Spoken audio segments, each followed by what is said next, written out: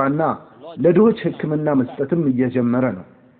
ዶክተር ዛኪር በሙያ ሐኪም ሲሆኑ በዓለም አቀፍ ደረጃ በእስላማዊ ጉዳዮች ዙሪያ በማስተማር ከፍተኛ ተሳትፎ ያላቸው ሲሆን በንጽጽር ሃይማኖት ላይ ትምህርት በመስጠት ይታወቃሉ።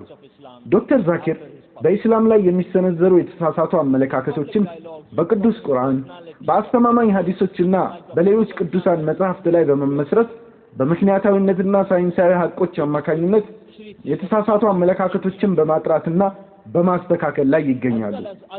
እስላምን ከሚያይሱም ሆነ ንግግራቸውን ካደረጉ በኋላ ከተሳታፊ ለሚቀርቡት ፈታኝ ጥያቄዎች በሚያቀርባቸው ትንተናዎችና አጥጋቢ መልሶች ይታወቃሉ። ከሌሎች እምነት ተከታይ ታዋቂ ሰዎች ለምሳሌ ከዶክተር ዊሊያም ካምቤልና ከሂንዱ ጉሩ ስሪ ስሪ ራቪሻንካር ጂ ጋር ያደረጉት ክርክር በዝነኝነት ከሚጠቀሱላቸው ስራዎች ጥቂቶቹ ናቸው። ሌሎች በእስላም ላይ ያላቸውን የተሳሳተ አስተሳሰብ እንዲያስተካክሉም ረድተዋል። ይህ ቅዱስ ቁርአን ከቀደሙት መለኮታዊ ራእዮች ወይም ወህዮች የቀጠለ እንደሆነና ለሰው ዘር በሙሉ የተገለጠ እንደሆነ የሚያረጋግጡም ሆነዋል። ኢንዲያን ኤክስፕረስ የተባለው ታዋቂ ጋዜጣ ዶክተር ዛኪርን ከቢሊየን በላይ ህዝብ በሚገኝባት ህንድ ከ2900 ተጽዕኖ ፈጣሪ ሰዎች መካከል አካቷቸዋል። ለየት ባለው የሃይማኖት መሪዎች ወይም ጉሩ ዝርዝር ውስጥ ከባባራንዲና ስሪ ስሪ ራቪሻንካር ቀጥሎ በሶስተኝነት ደረጃ ላይ ያስቀመጣቸው ብቸኛው ሙስሊምም ናቸው። ዶክተር ዛኪር በተለያዩ ዓለም አቀፍ የቴሌቪዥን ጣቢያዎች በተጋባዥነት ቀርበዋል። በአራት ሳተላይቶች አማካኝነት ፕሮግራሞቹን በእንግሊዝኛና ኡርዱኛ እያስተላለፈ ያለው የፒስ ቲቪ አእምሮና መንፈስም ናቸው። ፒስ ቲቪ እንደምታውቁት በብዛት እየታየ ያለ የ24 ሰዓት እስላማዊ ሳተላይት ቻናል ነው። በዚህ የመጨረሻ በሆነው ዝግጅት ላይ በዓለማችን ህዝቦች ዘንድ ከፍተኛ ትኩረት በሚሰጠው የህይወት ዓላማችን ምንድነው በሚለው ርዕስ ላይ እንዲናገሩልን ዶክተር ዛኪርን ወደ መድረኩ ጋብዛለሁ።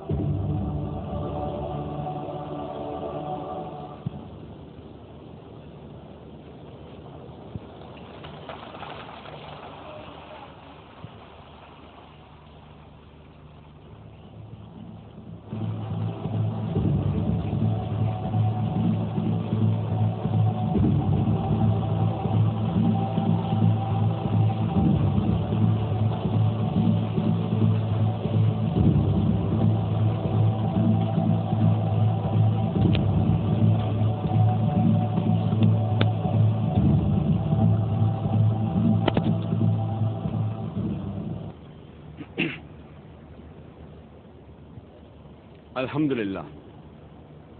Wassalatu wassalam ala rasulillah wa ala alihi wa sahbihi ajma'in. Amma ba'd. A'udhu billahi minash shaitanir rajim. Bismillahir rahmanir rahim. Wa ma khalaqtul jinna wal insa illa liya'budun. Bismillahir rahmanir rahim. Allazi khalaqal mauta wal hayata liyabluwakum ayyukum ahsanu amala. Rabbi shrah li sadri ويسر لي أمري واحلل عقدة من لساني يفقهوا قولي. The honorable scholars, speakers, the respected guests, my respected elders, my dear brothers and sisters, and the millions of viewers who are watching this program live on Peace TV. I welcome all of you with the Islamic greetings. Assalamu alaikum wa rahmatullahi wa barakatuh. May peace, mercy and blessings of Allah subhanahu wa ta'ala, of Almighty God, be on all of you. The topic. የተከበራችሁ አሊሞች፣ መምህራኖች፣ እንግዶች፣ አባቶችና እናቶች እንዲሁም ወንድሞችና እህቶች በተጨማሪም በተለያዩ መገናኛ ብዙሃን ይህንን ፕሮግራም ለምትከታተሉ ሁላችሁንም በእስላማዊ ሰላምታ አሰላሙ አለይኩም ወራህመቱላሂ ወበረካቱሁ ላለው የአላህ ሱብሓነሁ ወተዓላ ሰላም እዝነት በእናንተ ላይ እንዲሆን እየተመኘሁ እንኳን ደህና መጣችሁ ላለው ever thought in their life, what is the purpose of our life? ሰላም የሰው ልጆች መፍትሄ በሚል ርዕስ በተዘጋጀው የ10 ቀናት አውደ ርዕይ በመጨረሻው ቀን የመጨረሻው ንግግር ርዕስ የህይወት ዓላማ የሚል ነው። ምን ያህሎቻችን ነን በህይወት ዘመናችን በቁም ነገር የህይወታችን ዓላማ ምን እንደሆነ ጠይቀን የምናውቀው? ምን ያህሎቻችንስ ነን ስለተፈጠርንበት ዓላማ አስበን የምናውቅ? እዚህ ምድር ላይ ምን ልንተገብር መጣ? ለምንስ ጉዳይ በዚህ ምድር ላይ ተገኘን? እነዚህን ጥያቄዎች በማስተንተን እንጀምር። እዚህ የምትገኙትን ታዳሚዎች አንድ ጥያቄ ልጠይቅ። በህይወት ዘመናችሁ የህይወት ግቤ ምንድነው ብላችሁ የጠየቃችሁ እባካችሁ እጃችሁን አውጡ። ምን ያህሎቻችሁ ስለ ህይወት ግባችሁ እስካሁን እንደምታውቁ ማወቅ ስለምፈልግ ነው።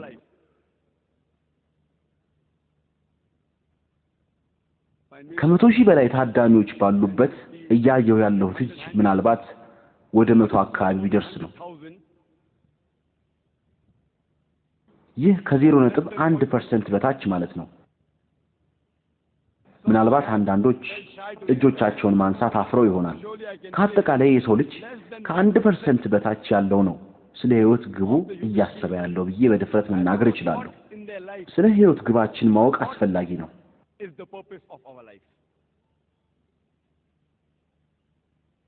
አንድ ታሪክ ላካፍላችሁ። አንድ ሰው ጉዞ ይጀምርና መንታ መንገድ ላይ ይደርሳል።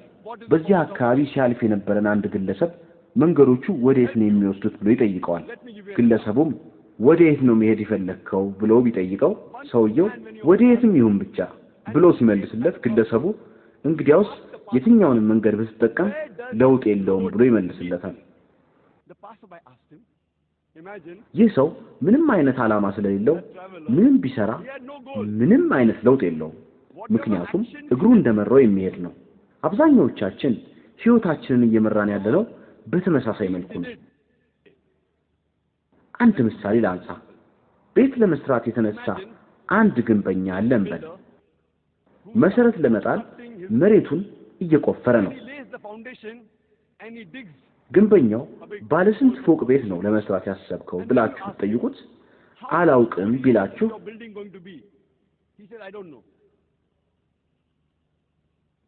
እሺ ቤቱ ስፋት ምን ያህል ነው ብላችሁ ስትጠይቁት አሁንም አላሰብኩበትም ብሎ ዳግም ቢመልስላችሁ ግንበኛው ምንም አይነት ዓላማ እንደሌለው ታውቃላችሁ። አንድ ሰው ለጎረቤቱ ውሻ ዘወትር መኪናዬን እንዳባረረ ነው፣ ለመሆኑ አንድ ቀን ተሳክቶለት አንድ መኪና እንኳን ያውቃል ሲል ይጠይቀዋል። ጎረቤቱም ውሻው መኪናውን ይይዘው ወይም አይይዘው እንደሆነ አያስጨንቀኝም፣ ይልቁንም የሚያሳዝነኝ ውሻዬ መኪናውን ሲይዘው ምን እንደሚያደርግበት ነው ሲል ይመልስለታል።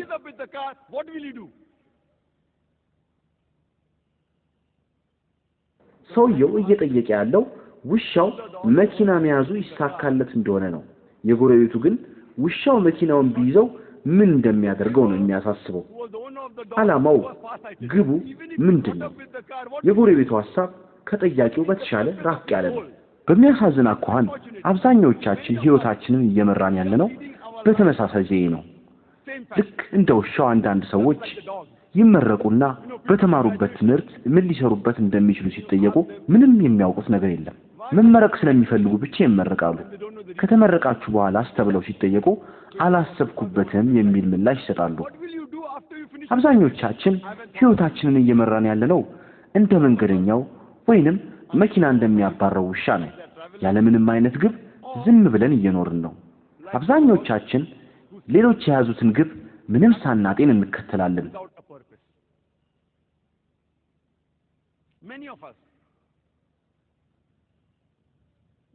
አንድ ተማሪ ለምን የንግድ ትምህርት ትማራለህ ተብሎ ሲጠየቅ ጓደኛዬ እየተማረ ያለው እርሱን ስለሆነ ነው ይላል።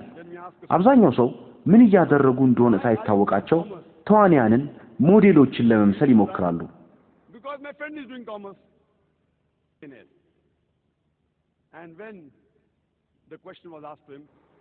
አንድ ጊዜ አንድ ሰው ከገጠር ወደ ከተማ ሚሊዮነር ለመሆን ይመጣል። ለምን ወደ ከተማ መጣ ተብሎ ሲጠየቅ በአንድ ፊልም ላይ አንድ ሰው ከገጠር ወደ ከተማ መጥቶ በአንድ ምሽት ሀብታም ሲሆን ስላየው ነው ብሎ ይመልሳል። በዚህ ምክንያት ነው በአንድ ምሽት ሀብታም ለመሆን ከገጠር ወደ ከተማ የሚፈልሱት። ለዚህ ነው በከተማ ውስጥ በአሰቃቂ ኑሮ ሁኔታ ህይወታቸውን እየገፉ ያሉ ሰዎች እየበዙ የመጡት። Many times we see actors and models, they are brand ambassadors and they endorse certain products.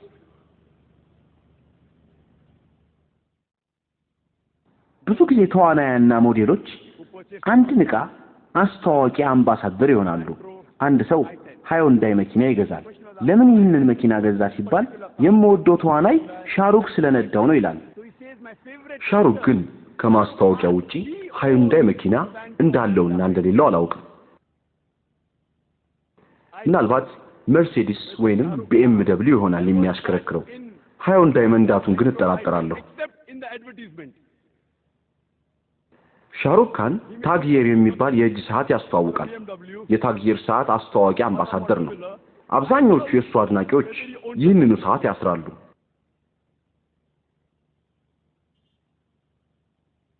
You know, Shahrukh Khan endorsed the watch Tiger. I doubt whether he wore Tiger. የታግየር ሰዓት ከሻሩክ ካን ትወና ጥበብ ጋር ምን እንደሚያገናኘው ግን ይገርመኛል። የእጅ ሰዓቱ የትወና ጥበብ ክህለቱን አጎልብቶለታል። ታዋቂ ተዋናይ ከመሆኑስ በፊት ታግየር የሚባል የእጅ ሰዓት ማሰሩንስ እርግጠኛ መሆን ይቻላል?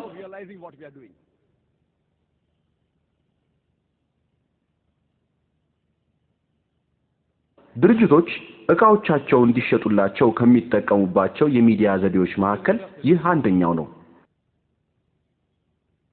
ነገር ግን አብዛኞቻችን ምን እያደረግን እንኳን ሳይታወቀን የሌሎችን ግብ በጭፍን እንከተላለን። አንድ የጨርቃ ጨርቅ ፋብሪካ የገዛ ወንድማችን አለ እንበል። ለምን የጨርቃ ጨርቅ ፋብሪካ ገዛ ብለን ብንጠይቀው የጨርቃ ጨርቅ ስራ እንደሚያዋጣ ስላወቅኩ ነው ብሎ ሊመልስልን ይችላል። የሚቀጥለውን ጥያቄ እንጠይቀው።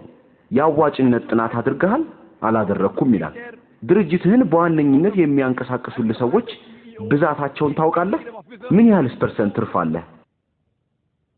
ጥሬ ዕቃዎችን ከየት እንደምትገዛ ታውቃለህ? ምርትህንስ የት ለመሸጥ አስበሃል ብላችሁ ብትጠይቁት አላውቅም፣ አላሰብኩበትም የሚል መልስ ቢሰጣችሁ ይህ ሰው በጨርቃ ጨርቅ ንግድ ውስጥ አትራፊ ይሆናል ብላችሁ ታስባላችሁ? In the textile industry. Imagine there's a person who has a goal. He wants to become the best scientist of the world. What does he do? He does a survey of all the scientists from the first human being, Adam, peace be upon him, till today. And after doing a survey, he comes to know the best scientist of human history was Isaac Newton. And the survey was correct. አንድ የዓለማችን ቁጥር አንድ ሳይንቲስት ለመሆን ዓላማ ያለው ሰው አለ እንበል። ከእርሱ ቀደም ከአደም ጀምሮ ያሉትን ሳይንቲስቶች ታሪካቸውን አጠናና አይዛክ ኒውተን እስካሁን ድረስ ካሉት ሳይንቲስቶች ምርጡ ነው ብሎ ቢደመድም ከዛ በኋላ እንደ ኒውተን ጸጉሩን ቢያስረዝም የኒውተንን አይነት ጫማ ቢጫማ ልብሱም ከኒውተን ጋር ቢመሳሰል የዓለማችን ምርጥ ሳይንቲስት የሚሆን ይመስላችኋል? But the planning is wrong.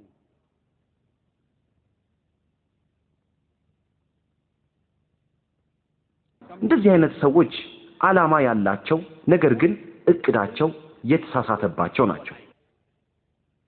ወደ መሰረታዊ ጥያቄያችን እንመለስ። የህይወት ግባችን ምንድነው? በዚህ ዓለም ላይ የመፈጠራችን ዓላማስ ምንድነው? የህይወት ግባችን ምንድነው ለሚለው ጥያቄ ትክክለኛውን መስጠት የሚችለው ማን ይመስላችኋል? ዶክተር ዛኪር ናይክ ነው ብላችሁ ታስባላችሁ? በእርግጥም አይደለም። ሳይንቲስቶች ይህንን መልስ ሊሰጡ ይችላሉ? መልሱን አይሰጡም። ፈላስፋዎችስ ሊመልሱት ይችላሉ? አይችሉም። የህይወት ግባችን ምንድነው ለሚለው ጥያቄ ትክክለኛ መልስ ሊሰጥ የሚችለው ፈጣሪያችን አላህ Subhanahu Wa Ta'ala ብቻ ነው። Purpose of our life can be given by our creator, God Almighty, Allah Subhanahu Wa Ta'ala. And I started my talk by quoting a verse from the glorious Quran. ንግግሬን ከቅዱስ ቁርአን ሱረቱ ዛሪያት አንቀጽ 56ን በመጥቀስ ነበር የጀመርኩት። وما خلقت الجن والانس الا ليعبدون አላህ ሱብሓነሁ ወተዓላ ሰውንም ሆነ አጋንንትን የፈጠርኩት እንዲገዙኝ ነው ይላል። to worship me በአንቀጹ ላይ የተወሳው የአረብኛ ቃል ኢባዳ የሚለው ሲሆን አብድ ከሚለው ግንድ ቃል የተገኘ ነው። ባሪያ አገልጋይ ማለት ሲሆን ኢባዳ ማለት ባርነት፣ አገልጋይነት፣ መገዛት፣ እጅ መስጠት ነው። ባጭሩ ኢባዳ አላህ ሱብሓነሁ ወተዓላን ማምለክ፣ የፈጣሪያችንን ትእዛዝ መከተል ማለት ነው። obedient submission አላህ ሱብሓነሁ ወተዓላ እንድንሰራው ያዘዘንን በሙሉ ከተገበረን ኢባዳ አደረግን፣ አመለክን ማለት ነው። it is called as ibadah አላህ ሱብሓነሁ ወተዓላ በአምስቱ የኢስላም መሰረቶች እንድናምን አዞናል። ስለዚህ በተውሂድ ከአላህ ሌላ ሊገዙት የሚገባ አምላክ እንደሌለ ካመንን ኢባዳ አድርገናል፣ አምልከናል ማለት ነው። ibadah then you are worshiping Allah if ሶላት የምንሰግድ ከሆነ እያመለክን ነው ማለት ነው። ዘካ ካወጣን ኢባዳ እንዳደረግን አምላክን እንደተገዛን ነው። ጾምን ከጾምን ኢባዳ እንዳደረግን ነው። አላህ ሱብሓነሁ ወተዓላ በቅዱስ ቁርአን በሱረቱል ማዑን አንቀጽ 12 የጎረቤቶቻችሁን ፍላጎት አሟሉ ብሎ ስላዘዘ ይህንን ማድረግ አላህን የመገዣው አንዱ መንገድ ነው። አላህ ሱብሓነሁ ወተዓላ ተከልከሉ ካለን ነገሮች ከተከለከልን ኢባዳ እያደረግን ነው።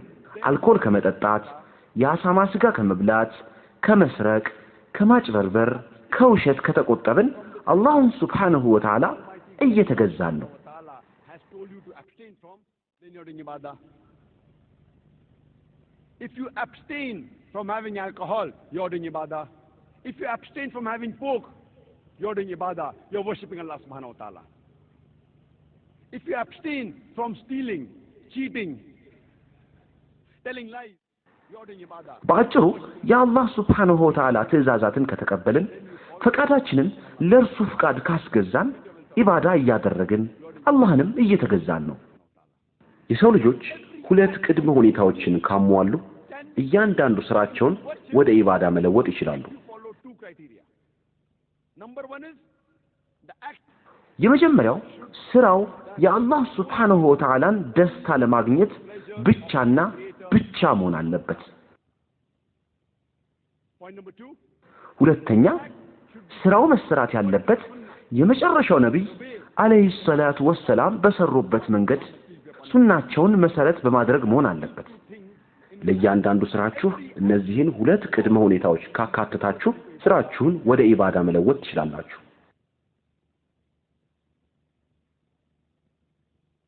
whenever you buy an equipment አንድ ዕቃ ከገዛችሁ በኋላ ከዕቃው ጋር ማኑዋል አብሮ ይሰጣችኋል። የሰው ልጅ እንደ ማሽን እንደወስደው ተፈቅዱልኝ የሰው ልጅ በምድር ላይ የሚንቀሳቀስ እጅግ የተወሳሰበ ማሽን እንደሆነ የምትስማሙበት ነው። don't you think ታዲያ ይህ ማሽን ወይንም ሰው ማኑዋል አያስፈልገውም ስላላችሁ ለሰው ልጆች የተሰጠው የመጨረሻው ማኑዋል ቅዱስ ቁርአን ነው። ቅዱስ ቁርአን ለመጨረሻው የአላህ መልእክተኛ የተሰጠ የመጨረሻ ራእይ ወይንም ወህይ ሲሆን የሰው ልጆችም የሚመሩበት የመጨረሻው መመሪያ ማኑዋል ነው። የሰው ልጅ ህይወቱን እንዴት መምራት እንዳለበት ያድርግና አታድርግ ዝርዝር መመሪያዎች የሚገኝበት ቅዱስ ቁርአን ነው። the glorious Quran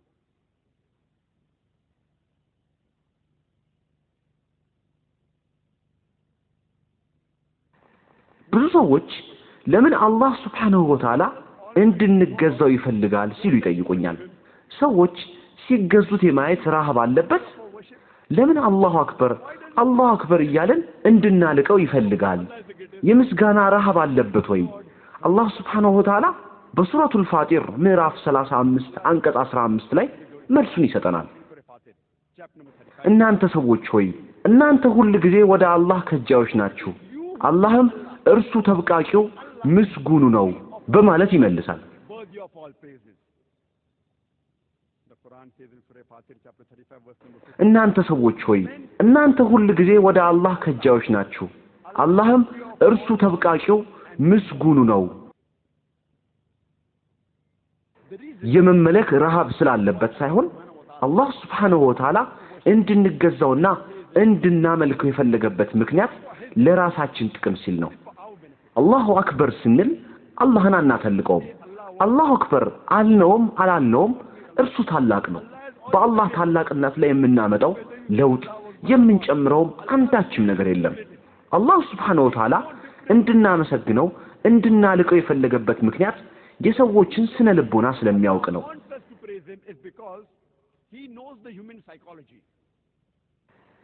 እኛ የሰው ልጆች ታላቅ እንደሆነ የተመሰከረለትን ሰው ምክር የመቀበል ተፈጥሯዊ አዝማሚያ አለን። ለምሳሌ እናታችሁ የልብ ህመም ቢያጋጥማት ተራ መንገደኛ ነው ወይስ ታዋቂ የሆነ የልብ ስፔሻሊስትን ነው ምክር የምትጠይቁት? ሰዎች ስለ ሰውየው ታላቅነት ስለሚያወሩ የልብ ስፔሻሊስትነቱን በመመልከት በእነዚህ ሁሉ ተጽዕኖ ስር ስለምንወድቅ ምክሩን እንደምንቀበለው ምንም ጥርጥር የለውም። እንደዚሁም ሁሉ አላህ Subhanahu Wa Ta'ala አዋቂ ነው፣ ጥበበኛ ነው፣ ታላቅ ነው ስንል የእርሱን ምክር የመቀበል ተጽዕኖ ስር እንወድቃለን። እርሱ በሁሉ ነገር ያለውን ዕውቀት ጥበበኛነቱን የማንቀበል ከሆነ ምክሩንም የምንቀበልበት ምክንያት አይኖርም። ስለዚህ አላህ Subhanahu Wa Ta'ala እንድንገዛው የሚፈልግበት ምክንያት እርሱን ስለሚጠቅመው ሳይሆን እኛ ስለምንጠቀም ነው። አላህ Subhanahu Wa Ta'ala በሱረቱል ፋጢር ምዕራፍ 35 አንቀጽ 15 ላይ እንደሚለው እናንተ ሰዎች ሆይ እናንተ ሁሉ ጊዜ ወደ አላህ ከጃዮች ናችሁ፣ አላህም እርሱ ተብቃቂው ምስጉኑ ነው ይለናል። So Allah Subhanahu Wa Ta'ala wants us to worship him and to praise him, not so that it will benefit him, but it will benefit us. Allah says in Surah Fatir, chapter 35, verse number 15, O Iman, it is you who need Allah. Allah is free of all wants, worthy of all praises. Let me give you an example. Suppose there's a couple who's married for several years and they don't have any children. But natural, most of such couples, they will feel sad. ምሳሌ ልስጣችሁ። ለብዙ ዓመታት በትዳር ዓለም ውስጥ ያሉ ሁለት ባለትዳሮች አሉ እንበል። And they have a child. ነገር ግን በትዳራቸው ምንም ልጆች አላፈሩ። እንደሚታወቀው እነዚህ ባለትዳሮች እንደማንኛውም ልጅ የሌላኛው ባለትዳር ሐዘን ይሰማቸዋል። But natural, these parents, በተቃራኒው ሌላ ልጆች ያሏቸው ባለትዳሮች አሉ እንበል። they'll feel sad. ልጁን በታላቅ ፍቅርና እንክብካቤ ካሳደጉት በኋላ በ15 ዓመቱ ይሞታል። Children, they'll feel sad. እነዚህኞቹ ማዘናቸውም የማይቀር ነገር ነው። የመጀመሪያዎቹ ባለትዳሮች ማዘናቸውም የማይቀር ነገር ነው። When they reach ልጃቸውን በፍቅርና በእንክብካቤ ካሳደጉት በኋላ በሞት የተለያቸው ባለትዳሮች ከመጀመሪያዎቹ የበለጠ ሐዘናቸው የበረታ ነው። parents who have children, ከነዚህ ከሁለቱ ሌላ ሶስተኛ አይነት ደግሞ ወላጆች አሉ። እነዚህኞቹ ልጆቻቸውን በፍቅርና በእንክብካቤ ካሳደጉ በኋላ ትልቅ ሲሆኑ ዞር ብለው አያዩዋቸውም። about their parents. ወላጆቻቸውንም አይንከባከቧቸውም። እንደዚህ አይነት ልጆችን ምን ብላችሁ ትጠሯቸዋላችሁ? ያለምንም ጥርጥር እንስሶች ትሏቸዋላችሁ። ፍትህ አልባና ምስጋና ቢሶችም ልትሏቸው ትችላላችሁ። በዚህ ነጥብ ላይ ከተስማማን But if your parents, they bring you up, ለአምላካቸው ምስጋና የማያቀርቡ ሰዎችን ምን ትሏቸዋላችሁ? become an adult, you don't አላህ Subhanahu Wa Ta'ala እኛን ብቻ ሳይሆን ወላጆቻችንንም የፈጠረ ነው። አላህን Subhanahu Wa Ta'ala መመስገን የለበትም ትላላችሁ? ለእርሱ ታዛዦች መሆን የለብንም? just ungrateful and inhuman.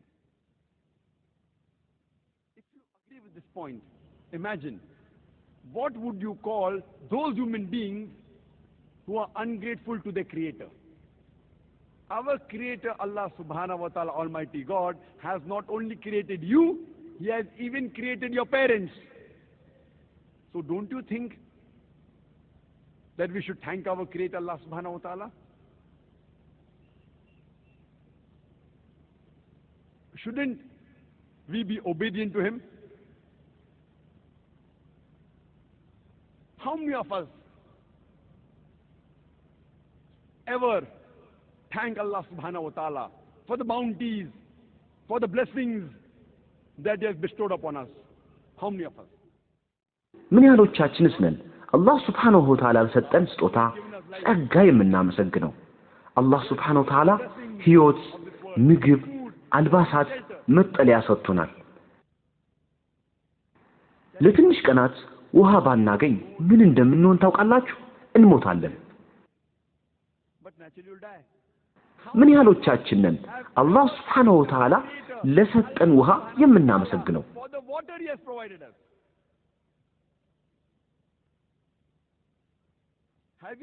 ስለምን ተነፍሰው አየር አስበን እናውቃለን? ይህንን አየር ለተወሰኑ ደቂቃዎች ባናገኝ ምን እንደምንሆን እናውቃለን? ምን ያህሎቻችንስ ነን አላህ Subhanahu Wa Ta'ala የምንተነፍሰውን አየር ለሰጠን የምናመሰግነው?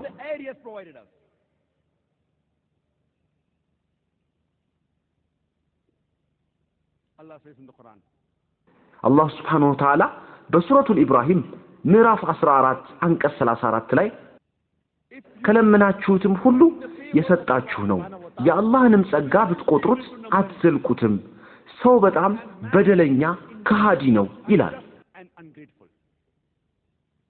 Allah Subhanahu Wa Ta'ala ይህንን በብዙ ቦታዎች ላይ ደጋግመዋል።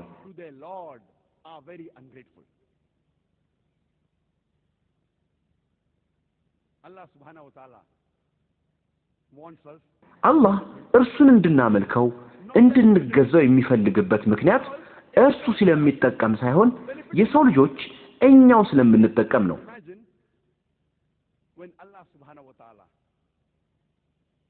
አላህ Subhanahu Wa Ta'ala ፍጥረቱ የእርሱን ትእዛዝ በመከተል ሲጠቀሙ ሲያይ ይደሰታል። ለምሳሌ ለደሃ ህመምተኞች በነፃ ህክምና የሚሰጥ ዶክተር ቢኖር ህመምተኛው የዶክተሩን ምክር አልቀበልም ቢል ምን የሚሰማው ይመስላችኋል? የዶክተሩን ምክር ብትቀበሉ ባትቀበሉ ለዶክተሩ የሚጠቅመውም ሆነ የሚጎዳው ነገር የለም። ምክንያቱም ምክሩን እየሰጣችሁ ያለው በነፃ ነውና። ሆኖም ግን ምክሩን ተቀብላችሁ ጤነኛ ብትሆኑ ምክሩን ተቀብላችሁ ስለተሻላችሁ ዶክተሩ ደስታ ይሰማዋል። Allah Subhanahu Wa Ta'ala is far superior than all the doctors in the world. Allah Subhanahu Wa Ta'ala በዓለም ላይ ካሉት ዶክተሮች ሁሉ የላቀ ነው። የፈዋሾች ሁሉ ፈዋሽ ነው።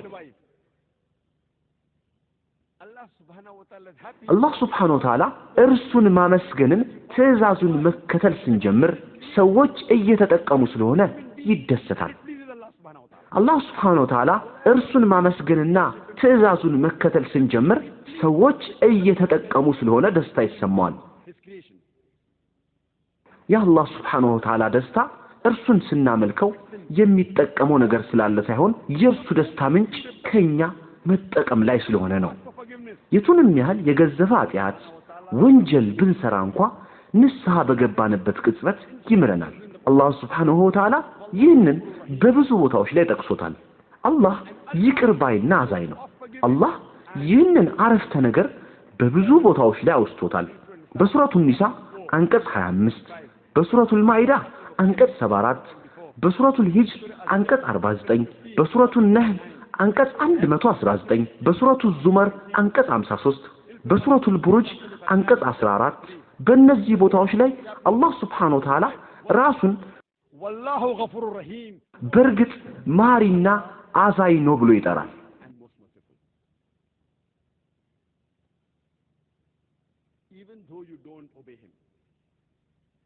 ምንም እንኳን ባታመልኩት ትእዛዙን ባትከተሉ ኃጢአት ብትሰሩ ወዲያውኑ ይቅር በለኝ ካላችሁት ይቅር ይላችኋል። እርሱም በእናንተ ተውበት ደስተኛ ይሆናል። ኃጢአት ሰርተዋል፣ የኔ ፍጥሮች ናቸውና ይቅር እላቸዋለሁ። I forgive them.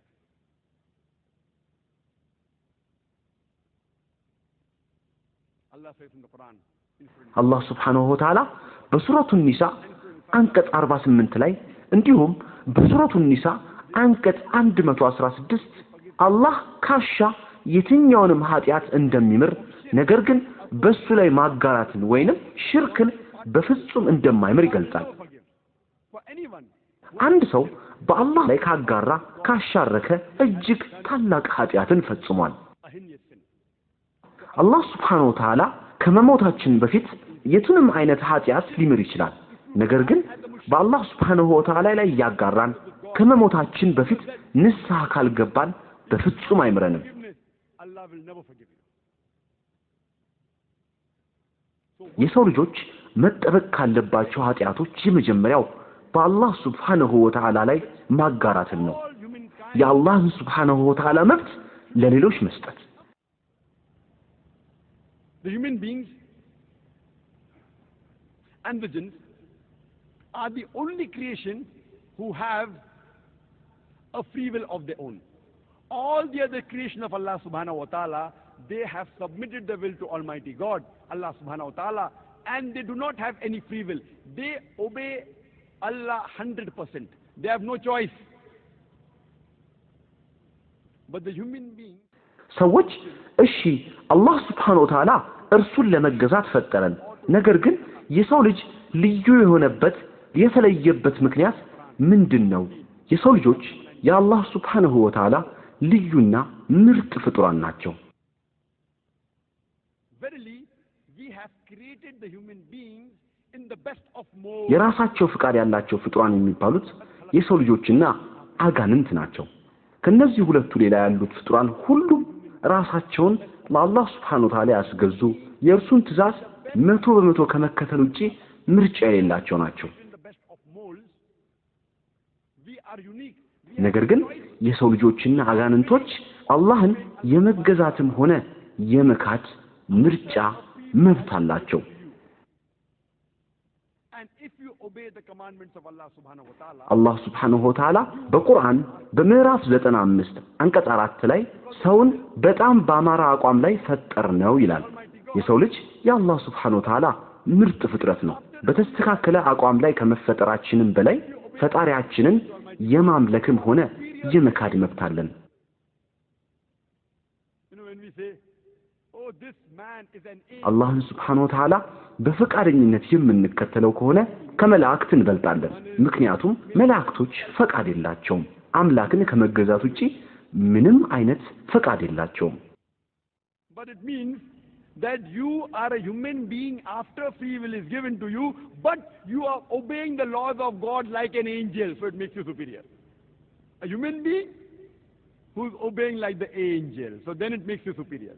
But if you disobey Allah Subhanahu Wa Ta'ala, if you go against His ይህ ሰው commandments, እንደ መልአክ ነው እንላለን በተለምዶ ውጫዊ እንቅስቃሴያቸውን በማየት ሰዎች የሚናገሩት ነው። ነገር ግን ይህን ባህሪ የተላበስነው ፈቃድ ተሰጥቶን አላህን Subhanahu Wa Ta'ala እየተገዛን ስለሆነ ከመላእክቶች እንበልጣለን። and become like the Satan. The choice is yours.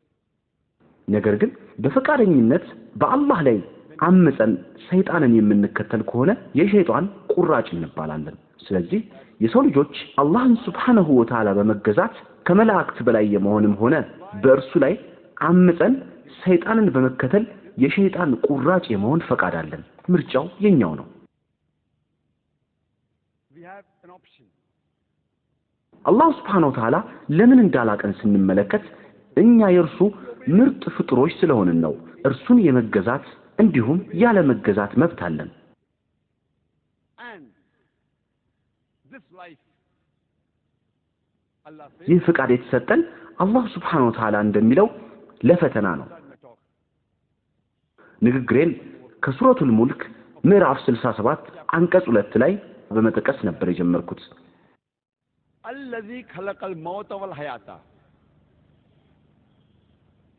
ليبلوكم أيكم أحسن عملا. አላህ Subhanahu Wa Ta'ala ያ የትኛችሁ ስራው ይበልጥ ያማረ መሆኑን ሊሞክራችሁ ሞትንና ሕይወትን የፈጠረ ነው እርሱም አሸናፊው መሐሪው ነው ይላል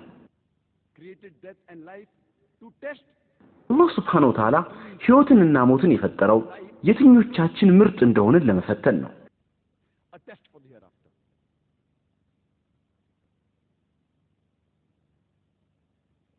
ስለዚህ የዚህች ምድር ሕይወት ለመጪው ዓለም ፈተና ነች አላህ Subhanahu Wa Ta'ala በሱረቱል አል ኢምራን አንቀጽ 185 ነፍስ ሁሉ ሞትን ቀማሽ ናት ምንዳዎቻችሁንም የምትሞሉት በትንሳኤ ቀን ብቻ ነው ከእሳትም የተራቀና ገነትን የተገባ ሰው በርግጥ ምኞቱን አገኘ ቅርቢቱም ሕይወት የመታለያ መሳሪያ እንጂ ሌላ አይደለችም ይላል For verily this life is goods of chattels and deception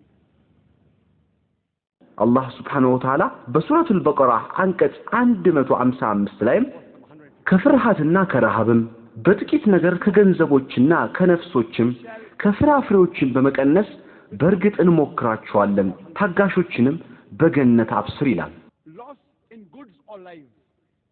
አላህ Subhanahu Wa Ta'ala የዚህችን ዓለም ሕይወት የፈጠረው ለፈተና ነው አላህ በፍርሃት በረሃብ በንብረት ጥፋት በትዳር ጓደኛ ሞት በርግጥ ይፈትነናል Allah Subhanahu Wa Ta'ala የዚህችን ምድር ትሩፋት የምናገኝበት መንገድ ሁሉ ለፈተና የቀረበ ነው አላህ Subhanahu Wa Ta'ala በሱረቱል አንዓም አንቀጽ 165 ላይ እርሱም ያ በምድር ምትኮች ያደረጋችሁ በሰጣችሁም ጸጋ ሊፈትናችሁ ከፊላችሁን ከከፊሉ በላይ በደረጃዎች ከፍ ያደረገ ነው ጌታ ቅጣቱ ፈጣን ነው እርሱም እጅግ መሐሪ ሩህሩህ ነው ይላል አላህ ከሌሎች ሰዎች በተሻለ ጸጋውን ከሰጣችሁ የበላይ ካደረጋችሁ እየፈተናችሁ ነውና ነቅታችሁ ተዘጋጁ አላህ Subhanahu Wa Ta'ala በቅዱስ ቁርአን በሱረቱል አንፋል አንቀጽ 28 ገንዘቦቻችሁና ልጆቻችሁም ፈተና ብቻ መሆናቸውንና አላህም እርሱ ዘንድ ታላቅ ምንዳ ያለው መሆኑን እወቁ ይላል በሱረቱል ሙናፊቁን ምዕራፍ 63 አንቀጽ 9 ላይ እናንተ ያምናችሁ ሆይ ገንዘቦቻችሁና ልጆቻችሁ አላህን ከማስታወስ አያታልሏችሁ ይህንን የሚሰሩ ሰዎች እነዚያ እነሱ ከከሳሪዎች ናቸው ይላል In Surah Anfal chapter number 8 verse number 28 that your wealth and your children they are a test for you the wealth that Almighty God has given you the children that Almighty God has given you they are a test for you Allah says in Surah Munafiqun chapter number 63 verse number 9 በሱረቱል አንከቡት ምዕራፍ 29 አንቀጽ 2 ሰዎቹ አምነናል በማለታቸው ብቻ እነሱ ሳይፈተኑ የሚተው መሆናቸውን ጠረጠሩን እያለ ቁርአኑ ጥያቄ ያቀርባል እኔ ሙስሊም ነኝ እኔ ሙእሚን ነኝ ስላላችሁ ብቻ የማትፈተኑ ይመስላችኋል ፈተናውን ተፈትናችሁ ካለፋችሁ ብቻ ነው ጀነት የምትገቡት እኔ ሙስሊም ነኝ ሙሐመድ ነኝ ዛኪር ነኝ አብዱላህ ነኝ ፋጢማ ነኝ ማለታችሁ ጀነት አያስገባችሁም አላህ Subhanahu Wa Ta'ala በርግጥም ይፈትናችኋል በፈተናው ካለፋችሁ ኢንሻአላህ ጀነት ትገባላችሁ አንድ ሰው ማሟላት ያለበት ቅድመ ሁኔታዎች አሉ እነሱ ምንድናቸው የዚህን ጥያቄ መልስ በሱረቱል አስር ምዕራፍ 103 ከአንቀጽ 1 እስከ 3 እናገኘዋለን innal insana lafi khusr illa allazina amanu wa amilu salihati wa tawasaw bil haqqi wa tawasaw bis sabr በጊዜያቱ ምላለሁ ሰው ሁሉ በርግጥ በኪሳራ ውስጥ ነው እነዚያ ያመኑትና መልካሞችን የሰሩት በእውነትም አደራ የተባሉት በመታገስም አደራ የተባባሉት ብቻ ሲቀሩ ይላል አንድ ሰው 3 ፒዎችን ማለትም pleasure of Allah የአላህን ደስታ peace on this earth በዚህ ምድር ላይ ሰላም ለማግኘት paradise ወይንም ጀነትን ለማግኘት 4 ፒዎችን ማሟላት አለበት የመጀመሪያው ፒ purity of faith ነው ንጹህ ኢማን ሲሆን ሁለተኛው ፒ ፒቲ ወይንም መልካም ስራ ነው ሶስተኛው ፒ propagation ወይንም ዳዋ ሲሆን በመጨረሻም አራተኛው ፒ patience and perseverance ወይንም ሰብር ነው አንድ ሰው የአላህን Subhanahu Wa Ta'ala ደስታ ሰላምና ጀነት ለማግኘት ንጹህ ኢማን አላህን መፍራትና መልካም ስራዎችን መስራት ሰዎችን ወደ ሐቅ መጣራት እንዲሁም ወደ ሰብር ወይንም ትዕግስት መጋበዝ አለበት ነብያችን ሰለላሁ ዐለይሂ ወሰለም በሱና ትርሚዚ ጥራዝ 4 ምዕራፍ 16 ሐዲስ ቁጥር 2507 ላይ በተወሳው ሐዲሳቸው አነስ ኢብኑ ማሊክ እንዲህ ይላል አንድ ጊዜ አንድ ሰው ነብያችንን ሰለላሁ ዐለይሂ ወሰለም ግመሌን ሳላስር በአላህ ልመካ ወይስ አስሬ በአላህ ልመካ ሲል ይጠይቃቸዋል ነብያችንም ግመልህን እሰር ከዚያ በአላህ ተመካ አሉት በራችሁን ከፍታችሁ ያሳደራችሁ ሌባ እንዳይዘርፈኝ በአላህ እመካለሁ አይባልም በራችሁን ከዘጋችሁ በኋላ ነው በአላህ የምትመኩት በአላህ መመካት አስፈላጊ እንደሆነ ሁሉ የእርሱን ምሪት መከተል የዛኑ ያህል እጅግ አስፈላጊ ነው በአላህ መተማመን ለስኬት አስፈላጊ ነው አላህ Subhanahu Wa Ta'ala በሱረቱል አልኢምራን አንቀጽ 160 ላይ አላህ ቢረዳችሁ ለእናንተ አሸናፊ የለም ቢያዋርዳችሁ ያ ከርሱ ማዋረድ በኋላ የሚረዳችሁ ማን ነው በአላህም ላይ ብቻ ምእምናን ይመኩ ይላል በተጨማሪም በሱረቱል አንከቡት ምዕራፍ 29 አንቀጽ 69 እነዚያ በእኛ መንገድ የታገሉ መንገዳችንን በርግጥ እንመራቸዋለን አላህም በርግጥ ከበጎ ሰሪዎች ጋር ነው ይላል አላህ Subhanahu Wa Ta'ala በሱረቱል ነህል አንቀጽ 43 በሱረቱል አንቢያ አንቀጽ 7 የማታውቁ ብትሆኑ የእውቀትን ባለቤቶች ጠይቁ ይላል ለስኬት በመጀመሪያ በአላህ ማመን ከዚያ በአላህ መንገድ መልፋት ወይንም ጂሃድ ማድረግ ሶስተኛው አዋቂ ሰዎችን መጠየቅ እቅድ ማቀድና ዓላማ ማስቀመጥም አስፈላጊዎች ናቸው የተለያዩ የሥራ አመራር ጉሮዎች ወይንም ባለሙያዎች የተለያየ አይነት ዓላማ አወጣጥ አሳይተውናል ለኔ ግን ምርጡ ዓላማ አወጣጥ ኢስላሚክ ወይንም ISLAMIC የሚለው ነው ወይንም ኢስላሚክ በአላህ Subhanahu Wa Ta'ala እና በነብዩ መሐመድ አስተምህሮ ላይ መመስረት አለበት ዓላማችሁ ከቅዱስ ቁርአንና ከሱና ጋር መዛመድ አለበት የመጀመሪያው ኢስላሚክ ወይንም ኢስላማዊ መሆን አለበት የሚቀጥለው ኤስ ስፔሲፊክ ወይንም በአንድ ነገር ላይ ያተኮረ መሆን አለበት ዓላማችሁ የተበታተነ ብዥ ያለ መሆን የለበትም ለምሳሌ አንድ የቀስት አወራወር አስተማሪ ተማሪዎቹን ስለ ቀስት አወራወር እያስተማረ ነው አንድ ጊዜ ወደ ጫካ ወርደው በዛፍ ላይ የተቀመጡትን ወፎች በቀስት ለመምታት ይዘጋጃሉ ተማሪዎቹን ደጋናችሁን ወጥሩና የኔን ድምጽ ጠብቁ ይላቸዋል አስተማሪው የመጀመሪያውን ተማሪ ምን እያየህ ነው ይለዋል ጫካውን ቅጠሎቹንና ወፏን እያየሁ ነው ይለዋል ወደ ሁለተኛው ተማሪ ዞርና አንተስ ምን እያየህ ነው ሲል ይጠይቀዋል ወፏ የተቀመጠችበትን ዛፍ ቅርንጫፎችንና ወፏን እያየሁ ነው ሲል ይመልስለታል ሶስተኛውን ተማሪ ተመሳሳይ ጥያቄ ይጠይቀዋል እኔ የዛፎችን ቅርንጫፎች ወፏንና የወፏን አይን እያየሁ ነው ይለዋል አራተኛውን ተማሪ ሲጠይቀው የወፏን አይን ብቻ ነው እያየሁ ያለሁት ይለዋል ቀስቱን አስወንጭፉ ሲላቸው የአራተኛው ተማሪ ቀስት ብቻ ነበር የወፏን አይን የመታው ዓላማችሁ በአንድ ነገር ላይ አትኩሮ ግልጽ ሆኖ ሊታያችሁ ይገባል ከዚህ ውጪ የት እንደሚሄድ እንደማያውቀው እንደ መንገደኛው ወይንም መኪናውን ለምን እንደሚከተል እንደማያውቀው ውሻ መሆን የለበትም like the traveler who wants to go nowhere not like the dog who's running after car without purpose ሶስተኛው ኤል ወይንም ሊኩሬቲቭ አትራፊ መሆን አለበት በመጀመሪያው በአኺራ አትራፊ መሆን አለበት ከተቻለም እዚሁ አዱንያ ላይ አትራፊ መሆን ይቻላል በላጩ ግን አኺራ ነው በቅዱስ ቁርአን በሱረቱል በቀራ አንቀጽ 201 ربنا آتنا في الدنيا حسنة وفي الآخرة حسنة وقنا عذاب النار ጌታችን ሆይ በምድር ዓለም ደግን ነገር ወይንም ጸጋን በመጨረሻይቱም ሀገር ደግን ነገር ጀነትን ስጠን ይላል። በአኺራም በዚህም አትራፊ መሆን አለበት። ነገር ግን የአኺራው በላጭ ነው። የዚህን ምድር ትርፍ ለማትረፍ ስትሯሯጡ አኺራችሁን እንዳታጡ።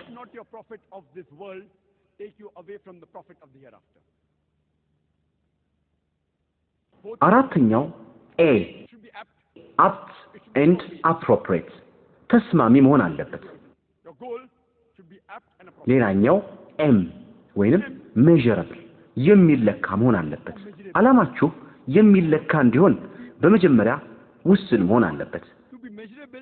ለምሳሌ አንድ ህንጻ አናጺ የዓለማችን ረጅሙን ህንጻ ማነጽ ፈልጋለሁ ይላል። ዓላማው ውስን ነው። ነገር ግን ይህን ዓላማውን ለመለካት በዓለማችን ውስጥ ያሉትን ፎቆች ሁሉ ማሰስ አለበት። ረጅሙ ፎቅ ዱባይ ውስጥ የሚገኘው ቡርጃ ዱባይ መሆኑን አወቀ። ከ600 እስከ 700 ሜትር ይረዝማል። ስለዚህ ዓላማው ከ700 ሜትር በላይ የሚረዝም ህንጻ መስራት ነው። በመሆኑም ዓላማው ውስን በተጨማሪም የሚለካ ሆነ ማለት ነው። የሚለካ ከሆነ ለቁጥጥር ይመቻል። ከዓላማችሁ ምን ያህሉን እንዳሳካችሁ ወደ ዓላማችሁ በምን ያህል እንደቀረባችሁ ማወቅ ትችላላችሁ።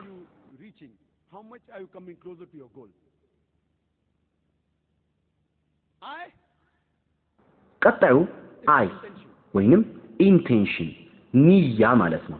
ነብያችን ሰለላሁ ዐለይሂ ወሰለም በሰሂህ ቡኻሪ ቅጽ 1 ምዕራፍ 1 በኢማን መጽሐፍ ውስጥ በሰፈረው የመጀመሪያ ሐዲስ ላይ ስራችሁ በንያችሁ ይገመገማል ብለዋል። Be judged on your intention and you will be rewarded for your intention. Your intention should be to please Allah and His Rasul Muhammad sallallahu alaihi wasallam. Your intention should not be to become famous, to become popular. If that's your intention, then your goal is not correct.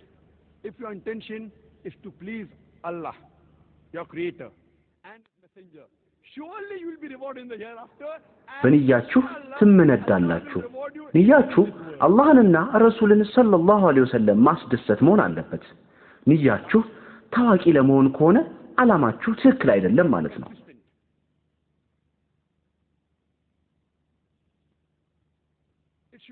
ነገር ግን ንያችሁ አላህንና ረሱልን አለይሂ ሰላቱ ወሰላም ማስደሰት ከሆነ በአኺራ ትመነዳላችሁ። ኢንሻአላህ በዚህም ዓለም ትመነዳላችሁ።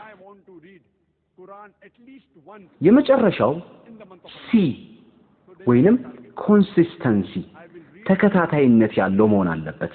ዓላማችሁ በጊዜ ማዕቀፍ ውስጥ እስከ ተቀመጠ ድረስ ዓላማችሁን እስክታሳኩ ድረስ ያላሰለሰ ጥረት ማድረግ አለባችሁ።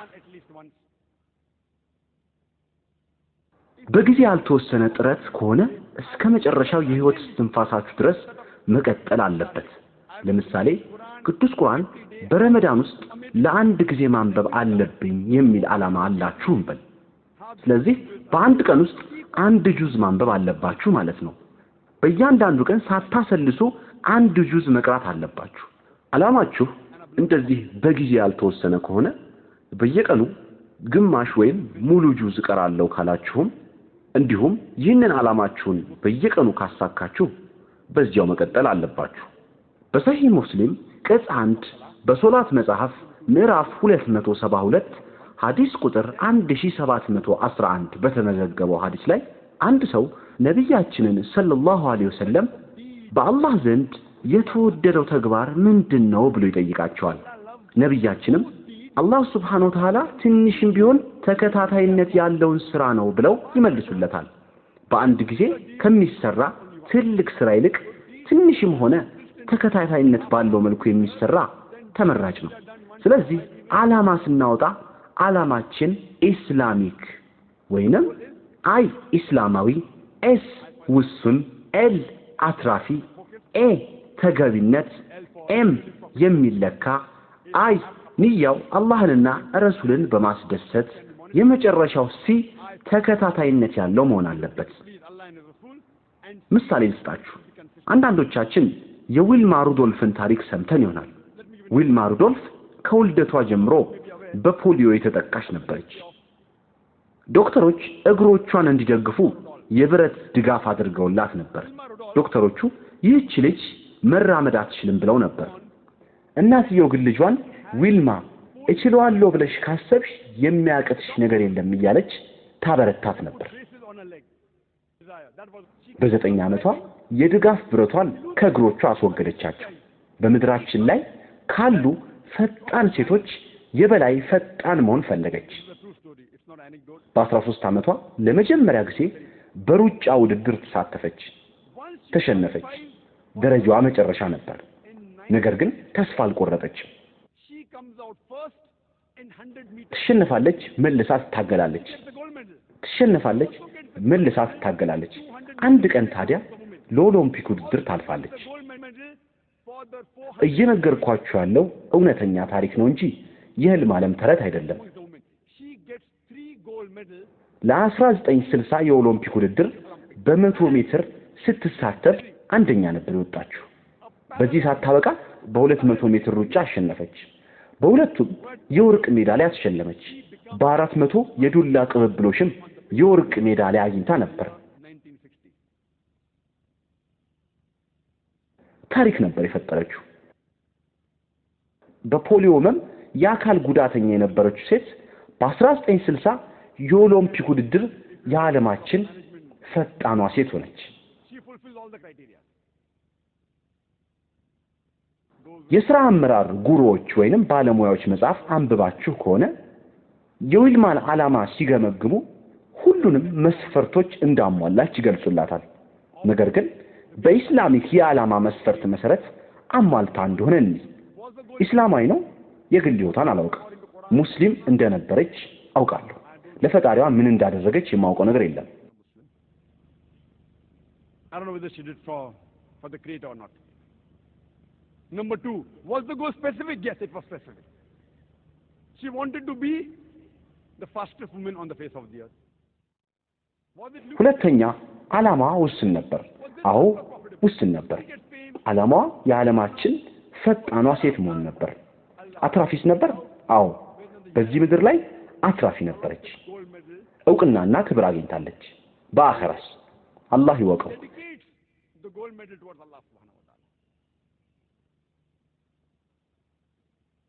የወርቅ ሜዳሊያዋን ማስታወሻነቱን ለአላህ ሱብሓነሁ ወተዓላ ከሰጠችው የተሻለ እድል ሊኖራት ይችላል። ተገቢ ነበር? አዎ ተገቢ ነበር። የሚለካ ነበር?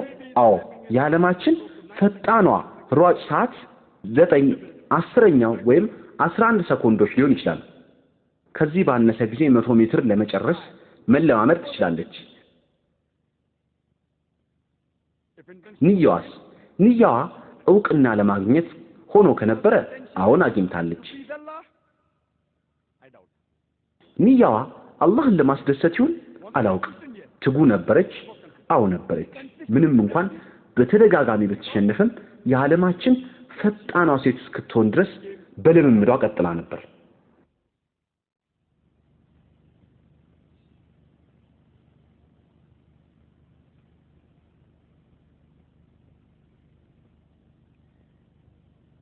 Let me give you another example to compare and show the difference between goals. የዓላማ አወጣጥን በተመለከተ ለማመሳከር እንዲያመቻችሁ ሌላ ምሳሌ ልስጣችሁ። እጅግ አናሳ በሆኑ ስልቶች በሙያው ታላቅ የሆነ ደረጃ ላይ ስለደረሰ ሰው ነው የምነግራችሁ። ይህ ሰው የኔን ህይወት ለውጧል። ከአካላዊ ሐኪምነት ወደ ነፍስ ሐኪምነት የለወጠኝ ሰው ነው። ይህ የኔ የለውጥ ምንጭ የሆነው ግለሰብ ከሼህ አህመድ ዲዳት ውጪ ማንም አይደለም። And I'm sure you know the name of that man. He's none other than Sheikh Ahmed Deedat.